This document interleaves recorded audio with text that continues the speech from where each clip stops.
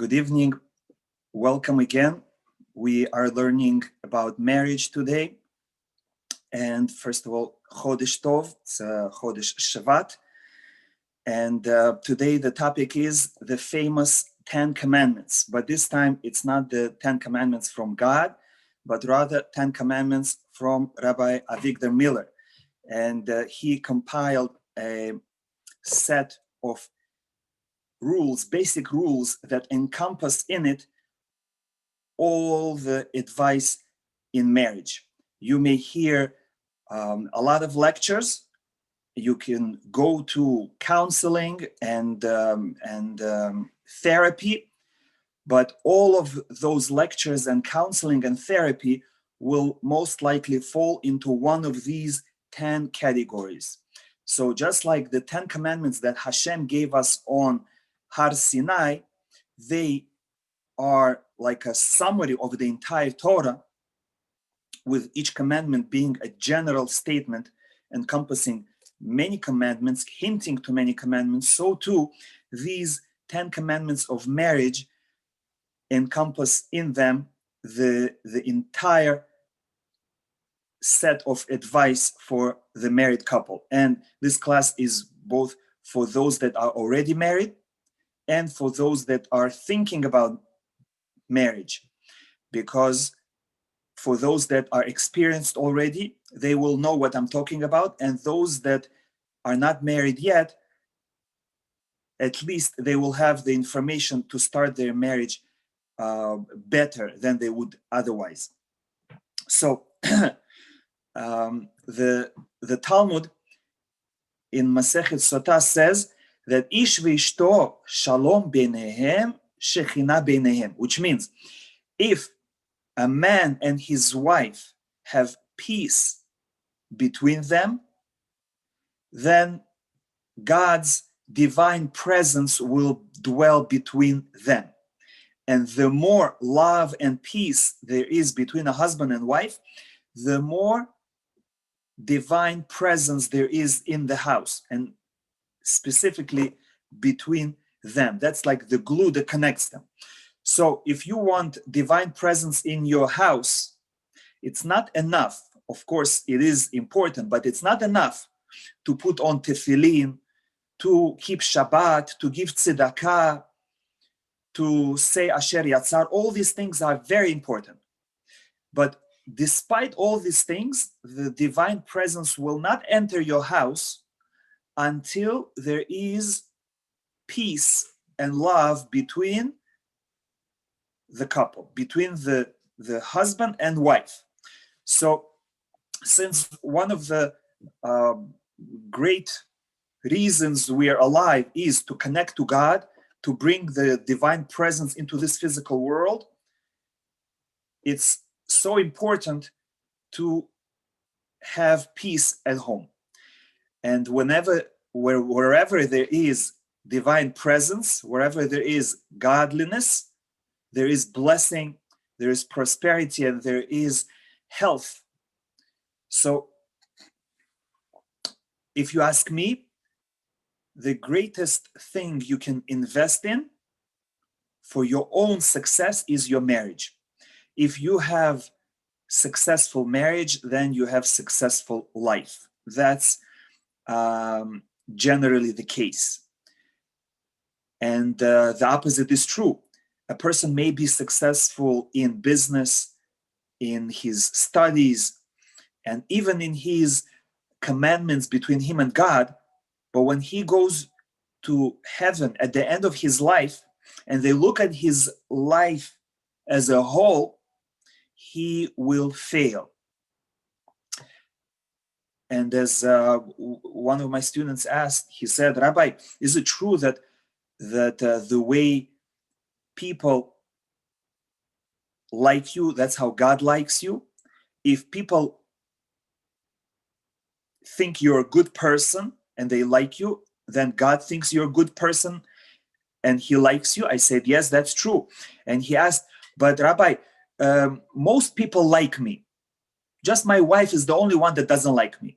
Does God go after majority? And I said, Unfortunately, this is one of the few cases when we don't go after the majority, because it also has weight. Every person has weight. The closer the person is to you, the weightier it is. And the one that weighs the most is your spouse.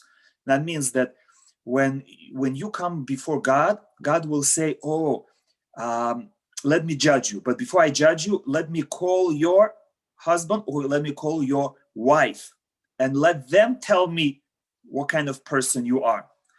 And just like in class, your participation, your attendance might be 60% of the grade, so too in life. 60%, if not more, of your evaluation by Hashem is what your spouse says about you. And we already know why. Because through peace in home, Hashem can come into this world. Divine presence can rest in the physical realm. And if you fight with your spouse, then you are pushing God out of the world. So when you come to Hashem, Hashem will say, why did you push me away from the world? And you'll say, what do you mean? I prayed, I kept Shabbat and put on tefillin, I loved you and I was afraid of you. Say, yeah, but all these things don't matter if you don't love your spouse. So it's very important to invest in your marriage. And now with these 10 commandments of marriage, we will have an overview. And don't think that just by listening to this class, you will magically change yourself and improve your character. This lecture is just to open your eyes, to give you some information, and you should write down this information and work on each one of these 10 commandments. And if you need help, you're welcome to contact me or any other rabbi afterwards. But this is a lifelong journey. You have to take each one of these 10 and say, let me learn about it, let me spend time on it, let me practice it. Otherwise, just listening to a lecture will be beneficial for that hour, but once that hour passes by, the Zoom turns off, the screen becomes dark, all your memories are going to vanish. So if you take it seriously, take notes and not only review them, but go deeper, learn more, and practice more. So let's continue. Principle number one, the commandment number one for both if you want to get married and for those that are already married. And that is be realistic. You have to be realistic if you want to have a good marriage. In fact, our sages say, somebody who says, you know what? I will rely on Hashem that He will send as my spouse the one that's best for me. And whoever I happen to get married must be, it's a sign from Hashem that they are the best person for me. Such a person, the Talmud says, will have a spouse that's so pleasant, it's like Gan Eden. On the other hand, somebody who says, no, Hashem, I don't trust you, let me choose the best one. And I will look for Prince Charming, or for whatever the comparable expression for a lady is, the Princess Charming, then such a person will get married, but they will be miserable. Their spouse is going to be bitter like death. Why? Because they're looking for perfection. Because they're looking for perfection, they say, Hashem, what you give me is not enough. I will look for my own spouse. And they go out and they look and they search, and they might become infatuated, or information might be hidden from them. And they think they got married to a prince or princess charming, And after marriage, they will be bitterly disappointed because they will realize that their spouse is not perfect.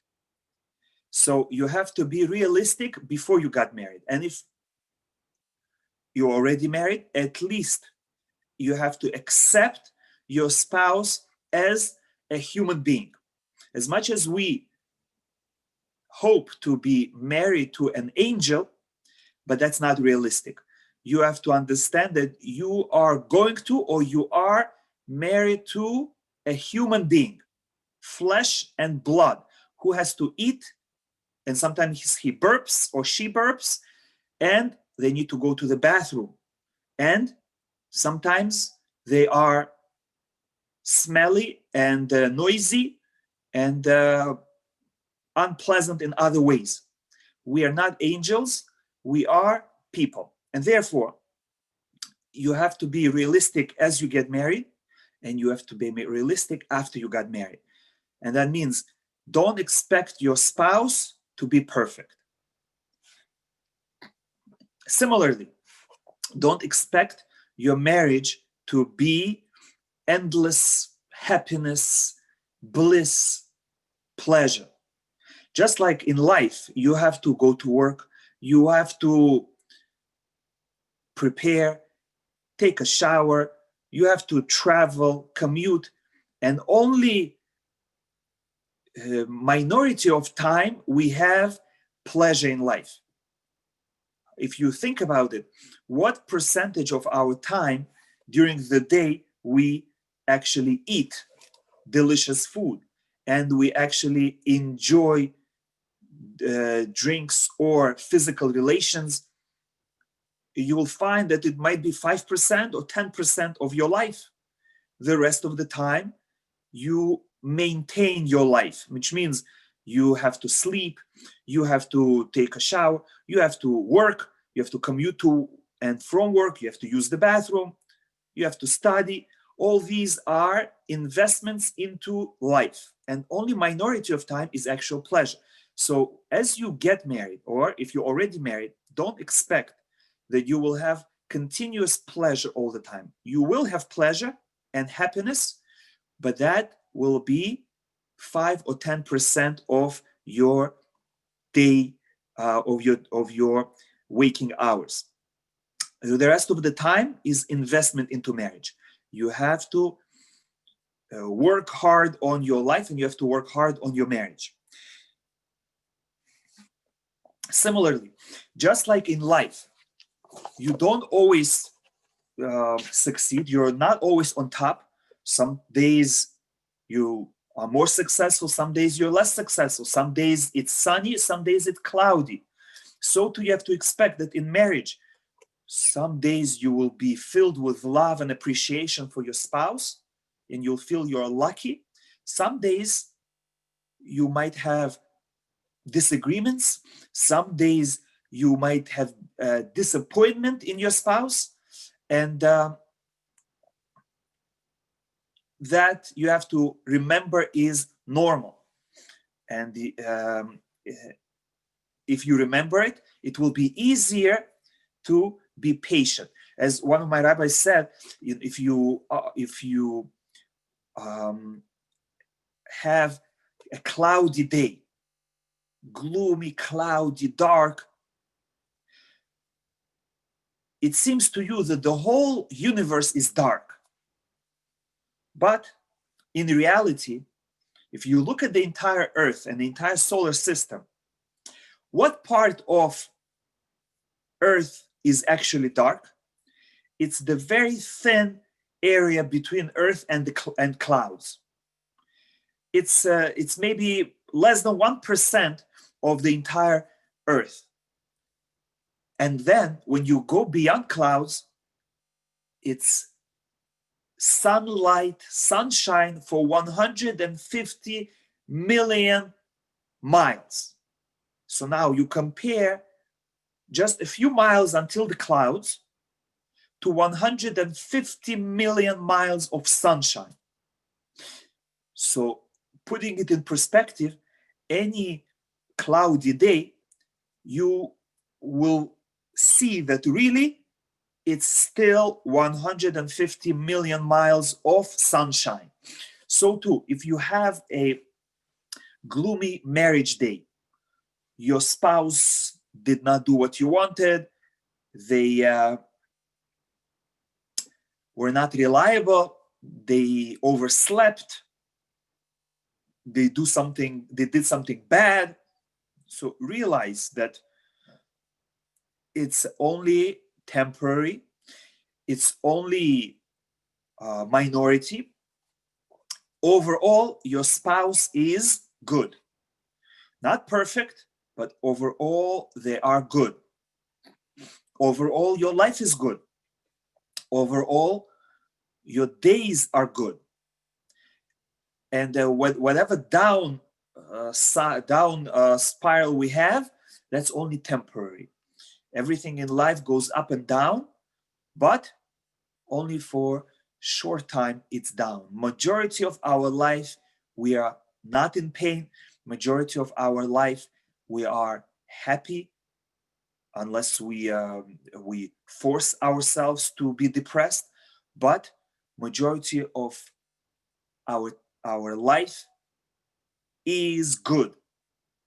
So you have to be realistic that in life, in married life, you will have disappointments, you will have disagreements. Your spouse, your wife or husband will at times be imperfect, and all that is part of marriage. I accept all of that as a package deal.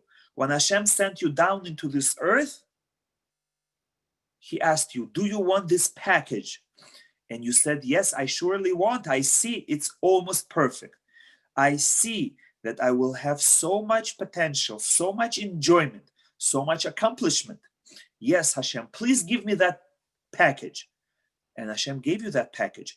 And together with that package comes the wrapping, comes the peel, come some seeds. And you have to take it together with the apple, with the delicious fruit, comes some things you have to ignore. Okay, that is commandment number 1. Be realistic, and it will solve many of your problems from the beginning. Now we go to commandment number 2. And that is, no matter what happens, do not disrupt the routine of marriage. Which means the husband and wife have to continue doing what they have to be doing. Which means whatever happens, they get into a fight, disagreement, they might say, I didn't sign up for this. They might say, if he is not doing his part, I'm not going to do my part. But commandment number 2 says, no matter what, do not disrupt the marriage routine. What is marriage routine? That means the husband always has to come home. The wife always has to come home, whether it's after work or after an outing. They have to come home no matter what. They got into a fight, they still have to come home. The husband still has to eat the supper by the table every day. That is the routine of marriage. He comes home even though he is upset. He sits down by the table and eats the supper that his wife made, even though he's upset. He can be quiet. He can just not say anything. That's fine. But he has to eat. And his wife, even though she's upset at him, I'm not going to cook it for him anymore, she still has to cook. The routine of marriage must go on. Why? Because if there is any interruption in the routine, the other spouse will have an excuse to continue the fight. Oh, they are starting up with me. She didn't do this, I'm not going to do this. He didn't do this, I'm not going to do this. So you have to do what's up to you. Even though they are not doing their part, you have to continue doing your part, because this way they will realize what's going on. Even though I'm upset and I'm not doing my part, my spouse is still doing her or his part. I'm impressed how strong they are. You know what? I'm being childish. I hope they didn't notice that I wasn't doing my part. I'm quickly going to go and start doing my part. So by continuing to do the routine, your responsibilities, you will give an easier way for your spouse to come back. Another example, the wife must always go to the mikveh on time. She is not allowed, under no circumstances, to say, I'm going to punish my husband. I'm going to show him. Let's see how he's going to sing if I don't go to the mikveh. She must go to the mikveh no matter what. Of course, if there is abuse, then she has to contact a rabbi or a counselor or authorities. She has that right. But just because she's upset, she still has to continue her routine and she must go to the mikvah. Similarly, not allowed to lock someone out. As Rabbi Binyamin says, one time the wife got upset and she changed the locks on the house just because she was upset. And the husband came home, he couldn't come in, and he got very angry. And very soon after, they got divorced. What would be if she didn't change the locks? He would come in, she would ignore him, he would ignore her. They would calm down, they would ask forgiveness, they would ask a rabbi to interfere, they would make up, and they would live peacefully ever after. But because she took an action and interfered in the routine, they got divorced. Similarly, none of them should go to their parents. Just because you're upset, you go to your parents. No. As it says, Al ken yazov ish et aviv et imo v'davak b'ishto. A man, and it refers equally to a woman, the spouse must leave his or her father and mother and attach themselves to their spouse. Once you are married, forget about your parents. Their house is no longer your house. Their food is no longer your food. As one husband told me, every day after work, I visit my parents and I eat there. And then I come home and my wife serves me. I tell her, I ate already. That is not proper. The husband must come home with appetite to eat his wife's food. So if one of them gets upset, they're not allowed to go to their parents. They have to come home and continue their routine. Similarly, none of them is allowed to tell the other, go to your mother, go to your parents' house. Don't like it? Go to your parents. You have to continue your routine. I sleep in my bed. My spouse sleeps in their bed. We eat by the same table. She cooks. I come home with the money. I continue giving her money. I continue supporting the children. I continue driving children to school. The routine of marriage must continue. Now, the third commandment of the 10 commandments of marriage is to make peace as soon as possible. Even if you got into a fight. Yes, you got into a fight, it happens. That's part of marriage. Doesn't mean you made a wrong decision. Doesn't mean that he or she is not for you. Doesn't mean that you are destined to marry someone else. No, none of this is true. Rather, it's part of marriage. You get into fights. But as one of my teachers used to say, if you make a mistake, that's one mistake. But if you don't fix your mistake, that's a second mistake. So if you got into a fight, that's a mistake. But it's a forgivable mistake. Everybody gets into fights. But don't make a second mistake and don't prolong your fight. Even if you're right, make peace. Even if you're right, apologize. Even if it's hard, forgive. As the saying goes, would you rather be right or married? And believe me, it's better to be married than to be right but alone. And furthermore, the sages say that the beginning of a quarrel, beginning of a fight, is like a small crack in a dam, in a wall, strong wall that keeps a whole body of water, the whole lake in place. If there is a small crack in that wall and you don't fix it, the water starts seeping through and it erodes the wall. Eventually the crack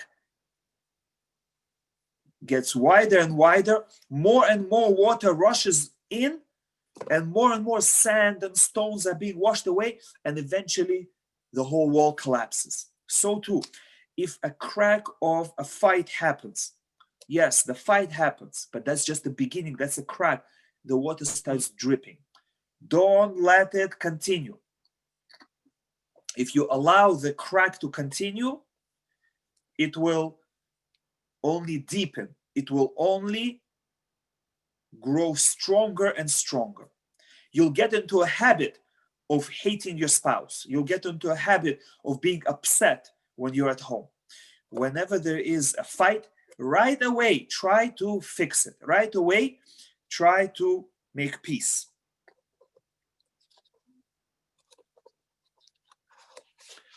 That is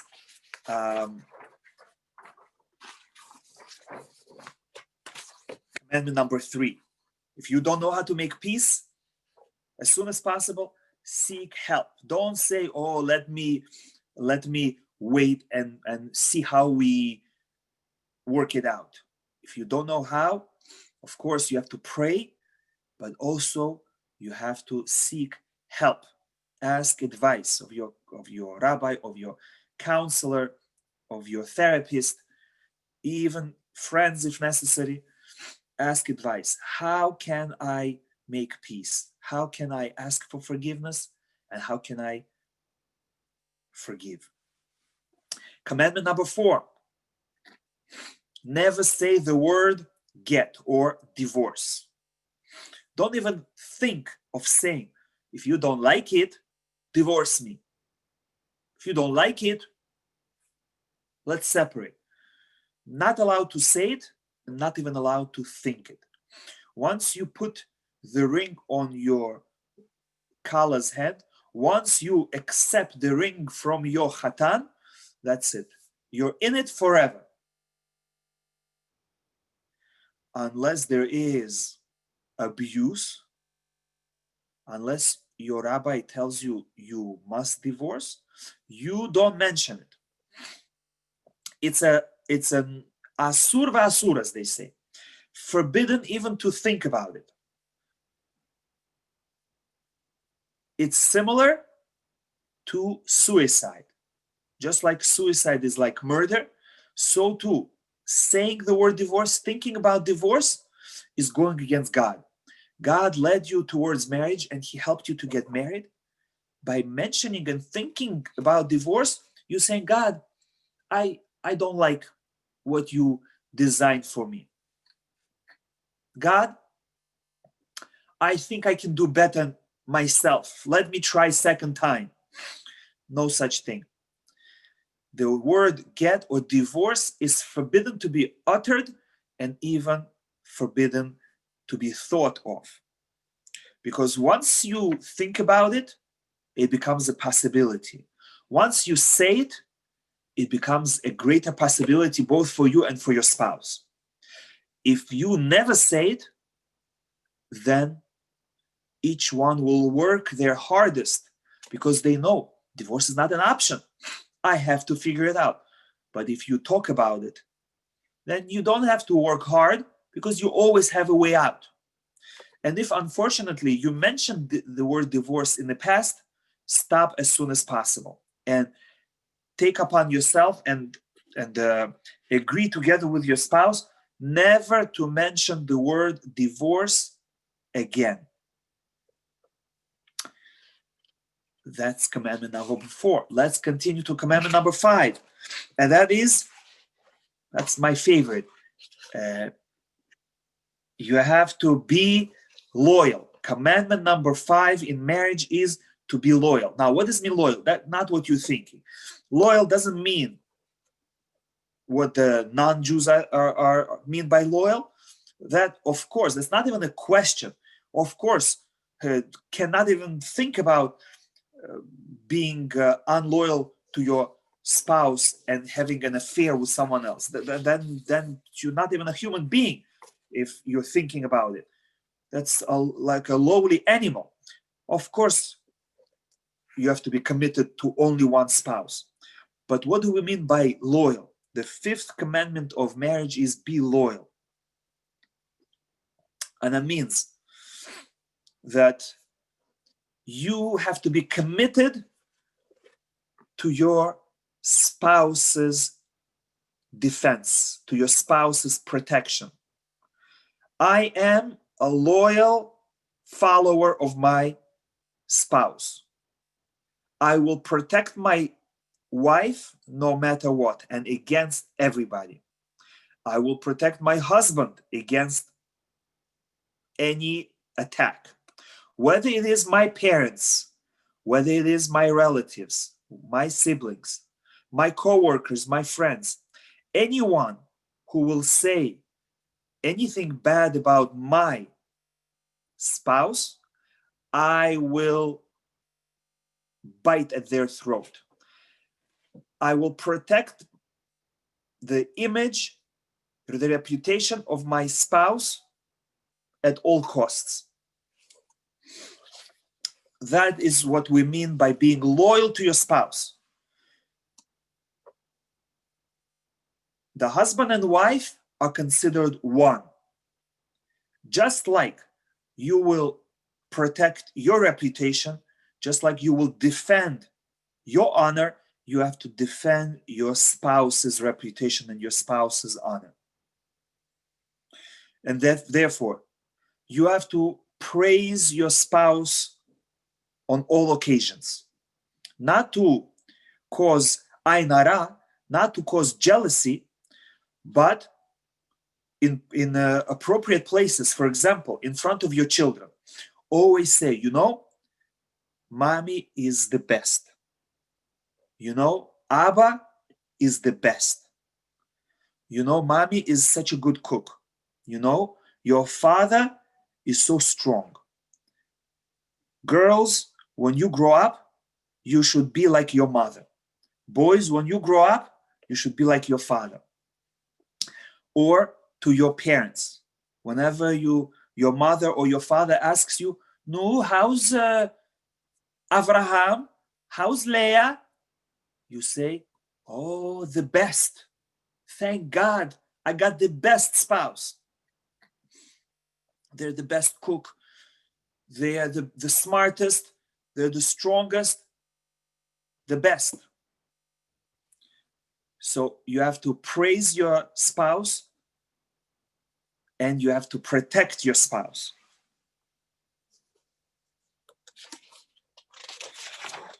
That's commandment number 5. Now let's go to commandment number 6. Never speak negatively about your spouse. For example, never say, I hate you. We know that most of the time, people who are close, they love each other. But we know that people who are close get into arguments and into fights. And often they say words like, I hate you, or they curse each other, bad words. We know. Parents, unfortunately, say to children, children say to parents, spouses say to each other, siblings say to each other. Those that are close to each other, because of their love for each other, care for each other, they want to improve each other, which is not recommended, and they point out the negative in each other, which is not recommended. And because of that, they get into fights. Because of those negative words, they think they hate each other. You always say negative things about me. You always put me down. I hate you. You're unreliable. And they forget about the good parts. With your friends, with distant acquaintances, they open the door for you. You say thank you. You smile. Why? Because that's the only thing you see from them. One little tiny good thing they did for you, you're already saying thank you. Your spouse is doing a million good things for you, but okay, sometimes they're not nice to you, and you already say I hate you. Where's the 100 good things? You're only focusing on the bad thing. So it's a normal thing that people who are close to each other, they will say hurtful things to each other, but they have to remember that they don't mean it. But that's, if you hear a nasty word, you have to keep in mind they don't mean it. They really love me. But you yourself, take upon yourself never to say anything negative to your spouse. Of course, never say I hate you. Never say you're ugly. Chas v'shalom. Never say you're unreliable.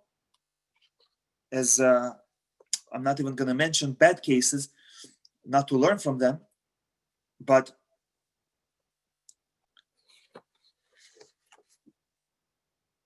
whenever you speaking to your spouse, be positive. This is called positive reinforcement. If you want your spouse to improve, find good in them and speak about it. And then you'll see that good will increase. Speak about your vision of how good your spouse can be. Speak about what you thought about your spouse before you got married. I always knew I could trust you. I always knew you are reliable. The reason why I got married to you, because you were beautiful, and you still are. I knew you're going to be the best father. I knew you'll be a good cook. And if you notice they're doing something good, say it again and again. Even if 10 times your wife burnt the supper, but one time it came out, by chance it came out good. So start praising her. Oh, I knew you can cook so well. It's even better than my mother. I'm enjoying it so much. Whatever good you notice about your spouse, start praising them over the roof. As Rabbi Victor Miller said, even if your spouse is wrinkled and toothless, still say that they are beautiful and strong and handsome. Okay. And he further says, every time you say to your spouse, I love you, you're beautiful, you are earning olam haba. You're doing a mitzvah, just like keeping Shabbat, just like putting on tefillin. Every time you say, I love you, that's another mitzvah, another diamond that Hashem saves for you in olam haba. That's commandment number 6. Never say, I hate you, or don't say any hurtful words. Commandment number 7. the famous words, love your neighbor as yourself. You might say, what is it doing in the commandments of marriage? Isn't it the commandment to love every Jew? And Arizal says, Rabbi Chaim Vital, in the name of Arizal, says that the commandment, love your neighbor as yourself, applies first and foremost to your spouse. That means you can love the entire Jewish people, but if you don't love your spouse, it's all meaningless. The opposite. Start with your spouse. And if you're successful, Be'ezrat Hashem, you should be successful, then spread your love and care to other people. But if you cannot love your spouse as yourself yet, then forget about everything else. Work on your marriage.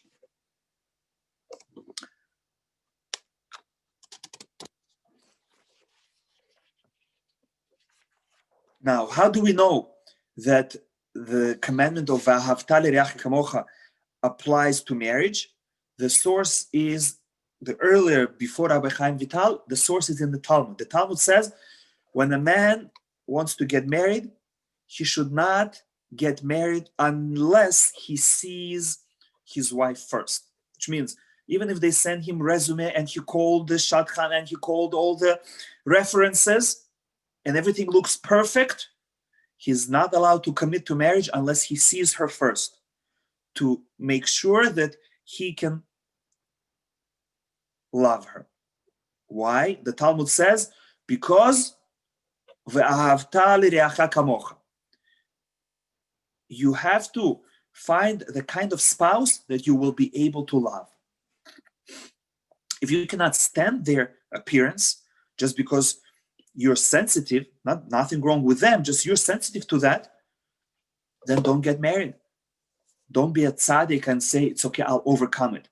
Your obligation is to love them. And if you know it's going to be hard to love them, don't enter that nisayon. So, the seventh commandment is love your spouse like yourself. And we might think, oh, it's not a big deal. It's okay. In my heart, I don't love my spouse so much. Because your spouse is with you day in and day out, every day. Every time you don't have the feeling of love, it grows. Which means if you don't love a distant Jew who you see every year on Yom Kippur, he comes to your synagogue once a year and he annoys you, okay, that's once a year you get Avera.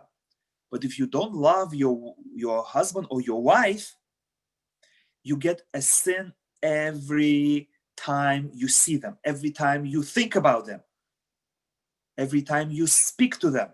You get one Avera on top of another Avera, and just like a small thread, if you combine it with 1,000 threads, you twist it into a thick rope, is going to be very strong. So too with sins. It might be a small sin in your eyes, but if you repeat it daily and hourly throughout your life, you will have so many sins that it will be worse than murder, or worse than not keeping Shabbat, than Avodah Zarah. So everything that concerns marriage, you have to do. You have to strive for perfection for yourself. Learn and invest, because you are with this person so many moments of your life, and therefore your mitzvot will be multiplied 1,000-fold, or your averot chas v'shalom will be multiplied 1,000-fold. The eighth commandment of marriage: show respect for your spouse. Seems so simple, of course. Etiquette. They taught us at home, they taught us in school, but unfortunately, yes, we learned etiquette and we show it outside. When someone opens the door for us, to the cashier that passes us the receipt, to the taxi driver, To the waiter, yes, we're very respectful. But to people who are closest to us, to our spouse, to our parents, to our siblings, and our children, we don't show any respect. So, of course, you have to say thank you to your spouse. Don't take anything for granted. You have to say please. It's better not to ask so much from your spouse. You have to get up and do it yourself. But if you happen to ask for a favor, you must say please. And afterwards, you must say thank you. Nobody owes you anything. Nobody is your slave over here. You have to show respect to your spouse in front of your children and in front of your parents.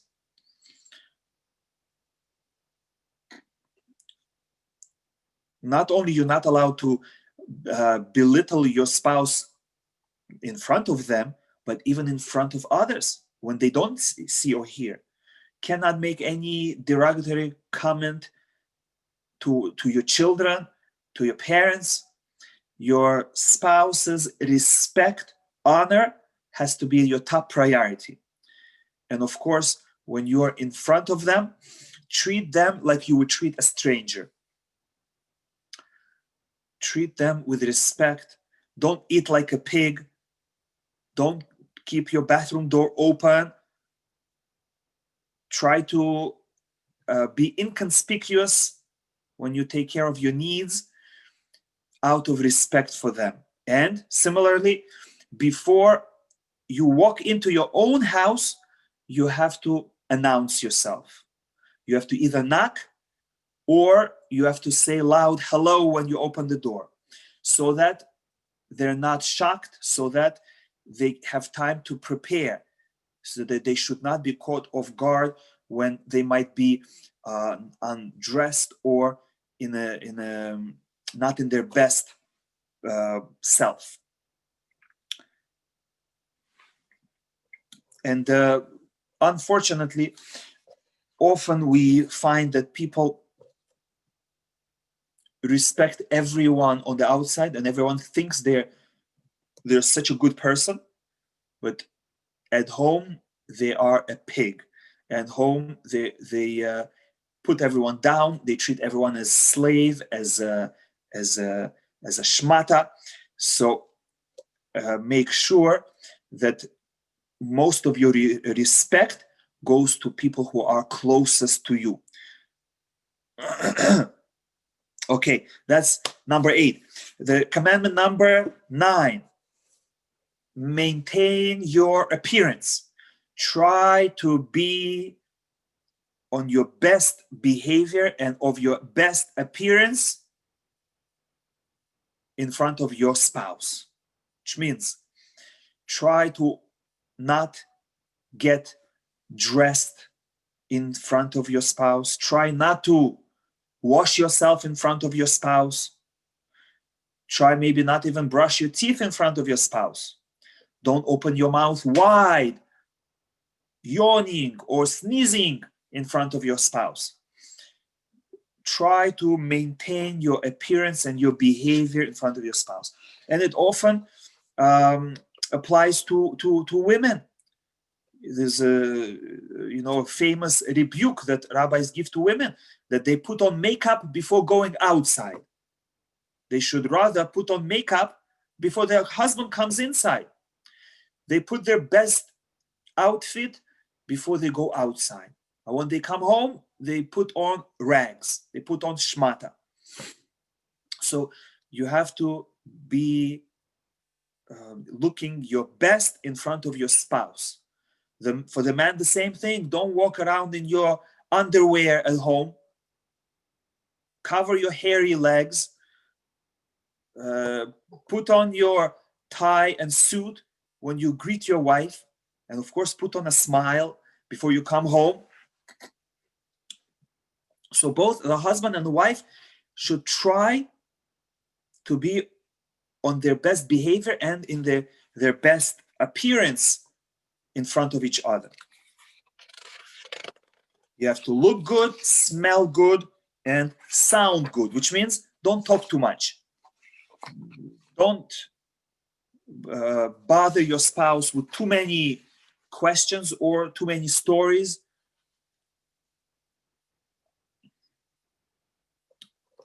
Sometimes everything may be perfect, but because there's too much talking, the person gets so tired, that's when he blows up. So that's commandment number 9. Maintain your appearance. And finally, commandment number 10. And that is, don't be a tyrant. Don't be a dictator, especially in marriage. And what are examples? Sometimes one spouse might control the other one. Often it happens that husbands control their wives in finances. They might have learned from their father to be stingy, controlling, or maybe they even learned from the Gemara, the Talmud. The Talmud says that man is in charge of the finances in the family. Whatever the woman earns goes to her husband because the husband supports. And he says, that's it. All the money is mine. And he treats her like a child, gives her pocket money, and every time she has to beg. That's called being a tyrant, a dictator. Not allowed. You have to be partners. As we said, the husband and wife are one. And Rabbi Miller says it's a good investment to waste or to allow your wife to waste some money. It's okay if she wastes money. That's investment into your shalom bayit, into your peace at home. And especially if a woman has her own job, if she contributes or she does a lot of work at home, you have to be free with your money, with your finances. Don't hide it. Don't have a separate account. Don't treat her like a child. Give her full ability to spend as much as she needs. Or someone might control their shopping. It could be a husband or a wife. Oh, you don't know how to shop. You buy things we don't need. You buy the quality. I don't trust you. That's it. From now on, I'm doing shopping. That's forbidden. Or one wife said to her husband, oh, I only want you to change your towel once a month. That's called being a tyrant, a dictator. Or another wife, it can be a wife or a husband. You're only allowed to shave once a month. Take a haircut once in 2 months. What kind of thing is this? This is not slavery. The husband has freedom. The wife has freedom. They are free people, independent people. And no one can be a dictator in a marriage. Okay, so we covered the 10 commandments, and I'm going to repeat them. Number 1, you have to be realistic. You have to know that you married a human being, not an angel. Number 2, you have to do all your responsibilities. Continue the marriage routine no matter what. Number 3, if you got into a fight, make peace right away, as soon as possible. Don't prolong the fight. Number 4, never say the word divorce. Number 5, be loyal in your defense, in your protection of your spouse. Always praise your spouse, always protect your spouse. Number 6, never say I hate you, never say anything negatively. Number 7, love your spouse as you love yourself. Remember that ve'ahavta lireacha kamocha applies to your spouse first and foremost, before it applies to anyone else. Number 8, display respect towards your spouse. Always treat your spouse with respect. Number 9, maintain your best appearance. Always try to look the best, smell the best, behave the best in front of your spouse. And number 10, don't be a dictator, a tyrant, an abuser, chas v'shalom. Now, just some additional points to make this even more successful. Every person should have a rabbi. Every couple should have a family rabbi. And every couple should belong to a community. It's not good what they call to do shul hopper. Shul hopping means that every day or every Shabbat, every tefillah, you go somewhere else, wherever it is convenient. Try to belong to one community. Even if you have to walk, it's a good investment so that the rabbi knows you, so that you have who to turn to. You have someone to guide you, to rebuke you. And also it's important because then you have someone that you try to make good impression in front of. If you always jump around, nobody knows you. But if you have a rabbi who knows you and your wife, you will try to make a good impression. And that will keep you on your toes. And that's good. One more very important thing that Rabbi Avigdor Miller always says, never say anything negative about yourself. Don't put yourself down unless this information is necessary for your spouse.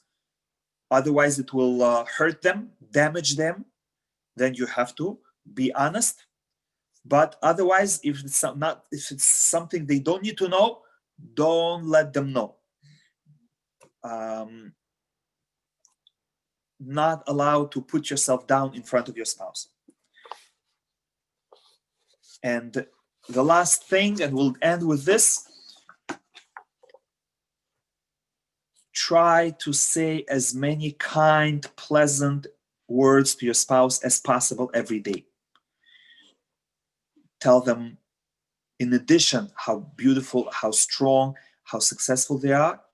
Also, try to listen to them, try to help them out, be soft with them, be forgiving, give them the benefit of the doubt. Like a parent. Sometimes you have to be like a parent is to a child that they love. The child comes home and needs the attention, needs the help, the advice, and same in marriage. Sometimes you're a spouse, sometimes you're a parent, sometimes you're a counselor. You have to be able to put on different robes for different jobs, and sometimes you have to open up your kind personality towards your spouse. So we learned the 10 commandments plus additional 3 pieces of advice. Remember that these are only good as long as you keep them in mind. If you forget them, they're useless. So write them down, practice them, learn more about them. And if you need help and clarification, you can contact me or your local personal rabbi. Thank you for listening. Everyone should have a happy marriage, successful marriage, peaceful marriage, and everyone should earn a lot of mitzvot because they love their spouse and they treat their spouse well. And because of that, we should all enjoy our Olam Haba. Thank you. Have a good night.